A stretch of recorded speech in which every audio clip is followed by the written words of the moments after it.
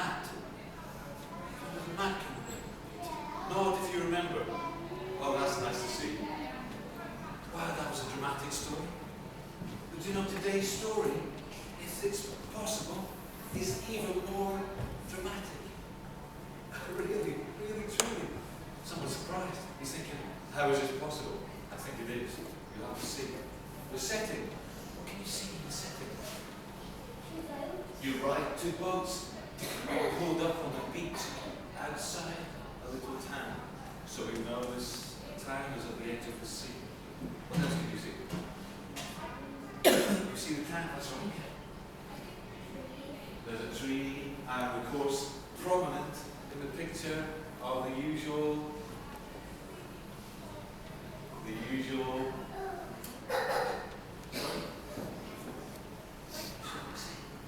Is it to do with the boxes?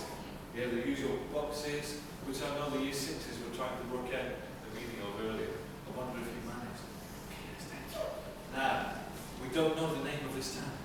We know it's at the edge of the Sea of Galilee. We know that there were 3 people in this town who were desperate.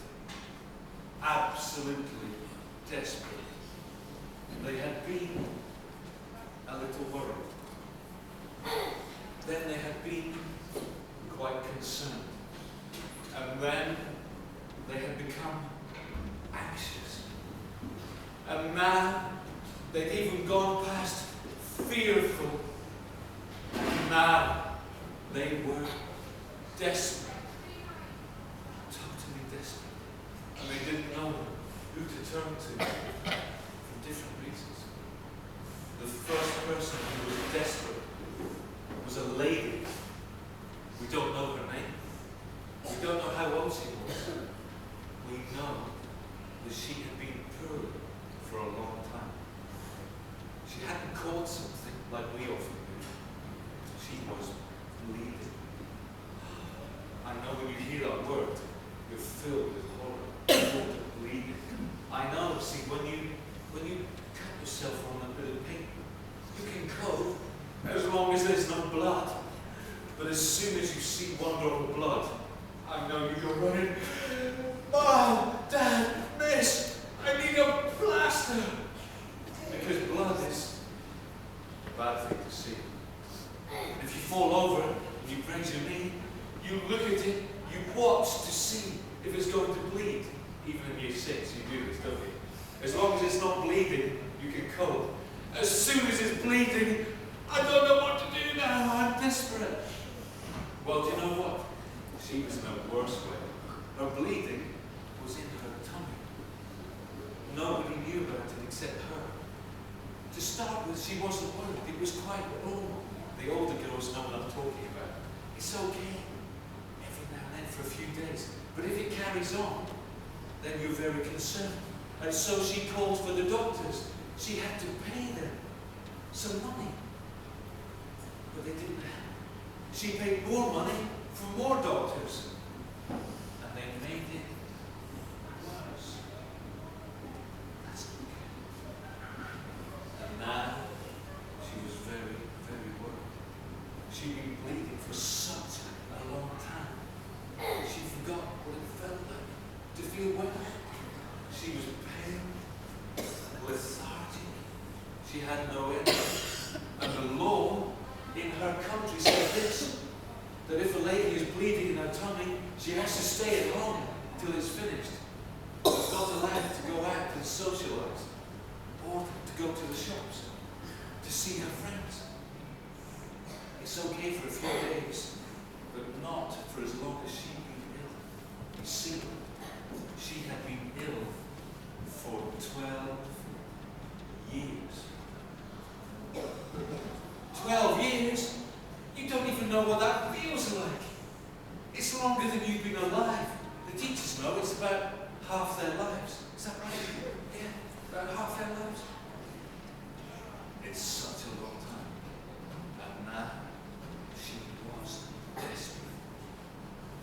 Across town, there were 2 people who were desperate.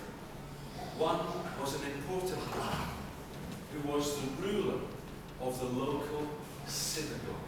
Who's been learning what a synagogue is? Have you been learning? What's a synagogue?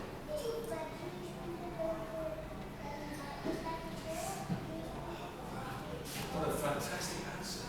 It's where Jewish people go to worship God and to read the scriptures, to hear messages about God, and to meet as a community. And the thing with Jewish people is, especially in those days, they would all go, the whole town went. And so Jairus, who was the leader of the synagogue, was a very well-known and respected man. Everybody would greet him in town, in the market, and be very respectful to him. He and his wife had been very worried about their one little girl, their one daughter. We don't know if they had sons, but they had one daughter. She'd been poorly. That's okay. Everyone gets poorly. But she didn't get better. And so they would send for the doctor. The doctor didn't make it better. And she'd been ill for such a long time. Now, she didn't want to get up and play. That's what. Now she didn't want to eat or drink. That's even more.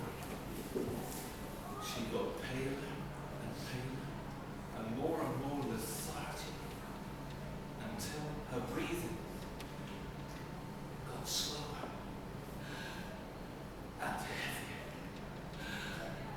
And the doctor said to her mom and dad, "We're really sorry, but she's not going to get better. She's going to die." Can you imagine how they felt for a brief second? When the three people who were so desperate heard that Jesus and the disciples had just arrived at the beach in their boats, they joined the massive crowd of people who came down to see them. It says that such a big crowd came that the disciples were worried that Jesus would be crushed in the big crowd. One of the first to arrive was Jairus. He did something he didn't normally do in front of the whole town. He came to Jesus and he fell on his feet, on his knees, and said, "Jesus, oh please, my little girl is dying, but if you come and touch her, I know she will get well. Oh please come." Jesus said, of course I will come. In fact, elsewhere in the Bible, Jesus said, "Anyone who comes to me, I will never send them away." Christians believe even to this day that Jesus never has an off day. He's never too busy for us. He's never grumpy. We can always come to him. So Jesus said, "Yes, of course I will come with you." But behind him, in the crowd, was the lady was bleeding. She had decided, "I'm not staying at home anymore. I know the law says I'm not allowed to, but I'm going to take a risk. I am desperate. Who else but Jesus could help me?" So she took a risk and came out of her house. I think she probably put her hood up or a scarf around her head so people wouldn't recognize her. She sneaked into the crowd and she thought, "I'm not allowed to approach him and ask him to touch me. It's against the law if you're bleeding. He's not allowed to touch me. I'm not allowed to touch him. But if I can get close enough to reach out and touch the edge of his coat, I will be healed." That's what she did. She got closer and closer and closer and reached out and touched the edge of his coat. And it says, immediately the bleeding stopped and she felt well for the first time in 12 long years. How glorious it must have felt. Jesus turned round. "Who just touched me?" he asked. The disciples all laughed. "But Jesus, you know that everybody's bumping into you and jostling you. Lots of people have touched you. How can you ask who just touched me?" But he said, no. Someone just touched me on purpose. I felt power go from out of me. The lady in the crowd began to tremble. I've been caught. I've been found out. And now I'll be in trouble. And she also came and fell at his knees and said, I'm sorry. I'm so sorry. I was poorly, and I just thought if I could touch your coat, I would get well. And so she braced herself to be told off. But Jesus didn't rebuke her. It says, he turned to her and said, daughter, that's an interesting word to use. Daughter, he said. And here's our first key word. Hands up when you read it. He said to her, you're good reading for that. Let's say it together. He said to her, your faith has made you well. Now you can go in peace. How amazing that must have been. Not told off, feeling well for the first time in 12 years, not rebuked, and now she can hold her head up high and enjoy the rest of her life. How wonderful it must have been. But remember, they're on a mission. They're going to Jairus' house. But on the way, before they get there, something terrible happens. Two messengers arrive from the house of Jairus. Everybody saw who it was. Their faces were grey, ashen, and they looked very upset. And they said to Jairus, Sir, don't bother Jesus anymore. It's too late.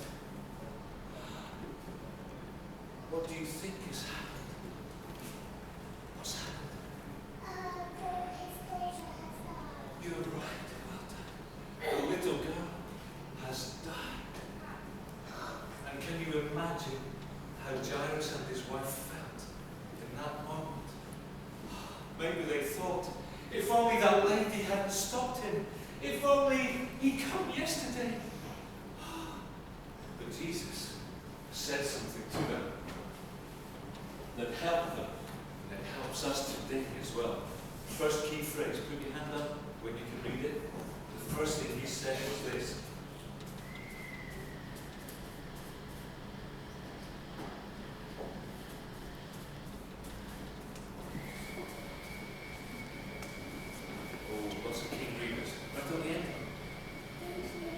Good reading, fantastic. Let's say it together.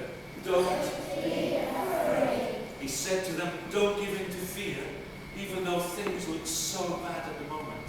And the next thing he said also helps us today.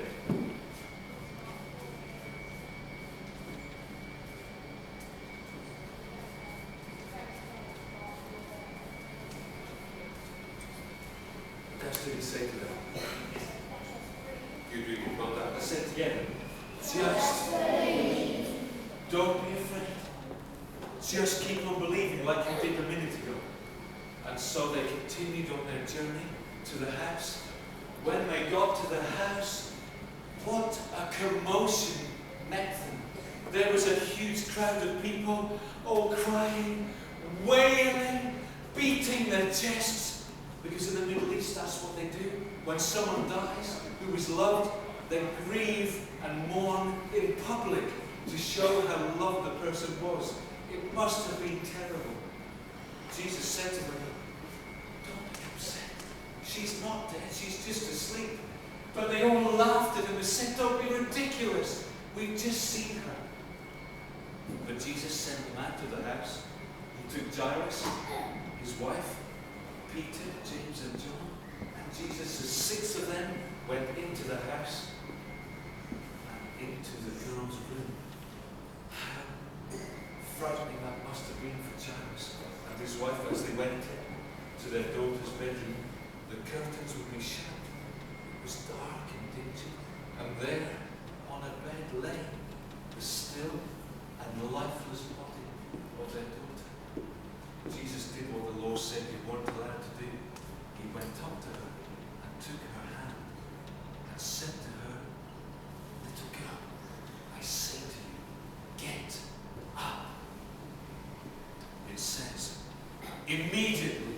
stood up and started walking around.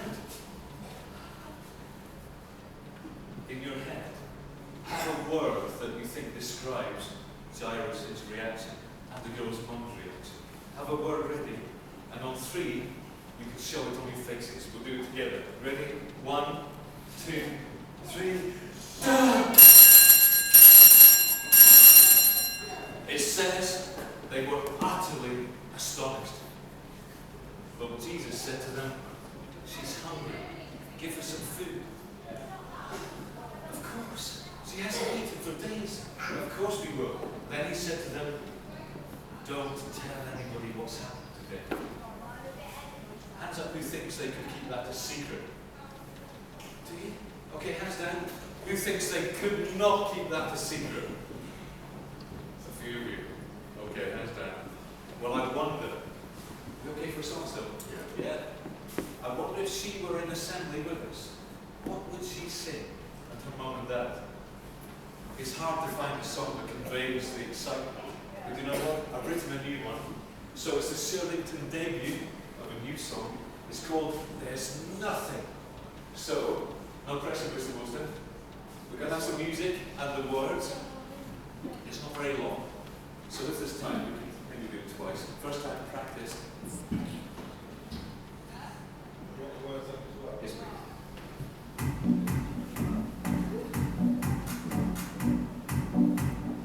Okay. 2 hands, come on. Spunky.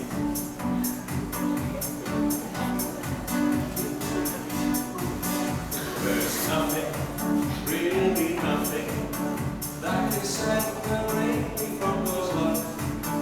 There's nothing, absolutely nothing, that can stop the Lord loving me.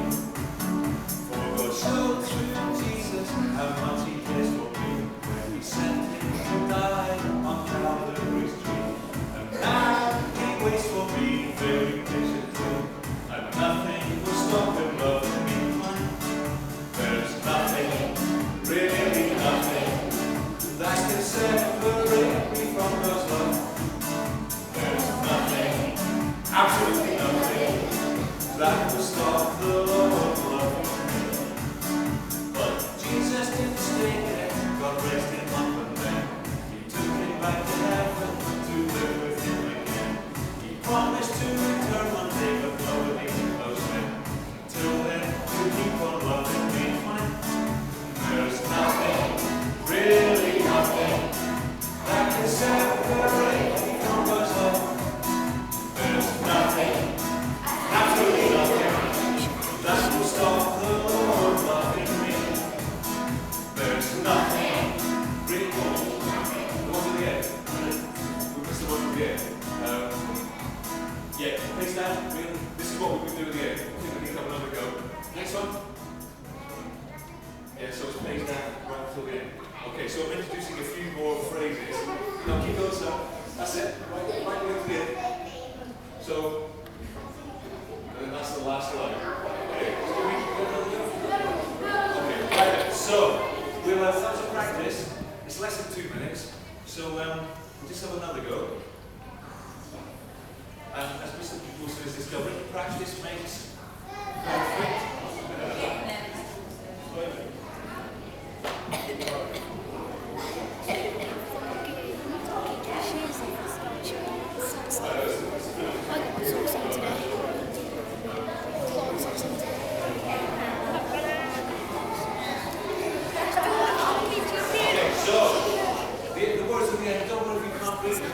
Just have a go at sending them out. Some of them, you know, I thought that use 4, 5, or 6. Even need 3, maybe.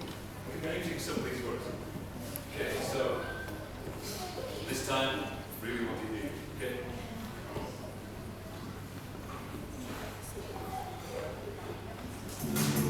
Oh, sorry, next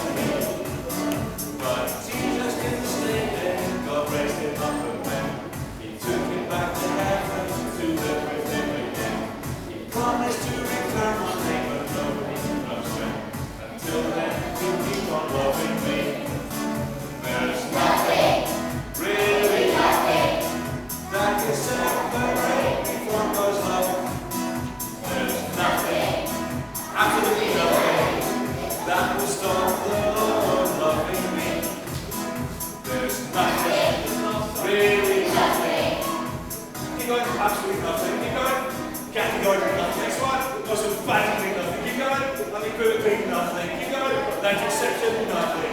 100% nothing. I'm not even joking.